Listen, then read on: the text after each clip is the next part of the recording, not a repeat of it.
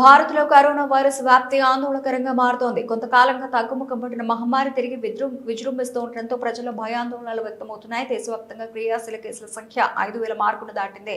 కేంద్ర ఆరోగ్య కుటుంబ సంక్షేమ మంత్రిత్వ శాఖ ఈ రోజు ఉదయం 8 గంటలకు విడుదల చేసిన తాజా సమాచారం ప్రకారం పలు కీలక వివరాలు వెల్లడయ్యాయి. గడిచిన 24 గంటల వ్యవధిలో దేశవ్యాప్తంగా 498 కొత్త కరోనా కేసులు నమోదైనట్లు కేంద్ర ఆరోగ్య శాఖ తెలిపింది.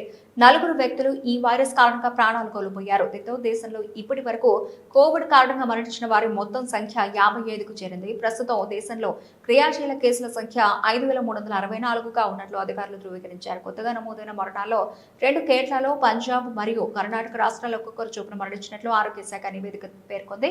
క్రియాశీల కేసుల విషయానికి వస్తే కేరళలో అత్యధికంగా 1,679 యాక్టివ్ కేసులు ఉన్నాయి. కేరళ తర్వాత గుజరాత్, పశ్చిమ బెంగాల్, ఢిల్లీ రాష్ట్రాలు అధిక సంఖ్యలో యాక్టివ్ కేసులతో తర్వాత స్థానాల్లో ఉన్నాయని అధికారులు వెల్లడించారు.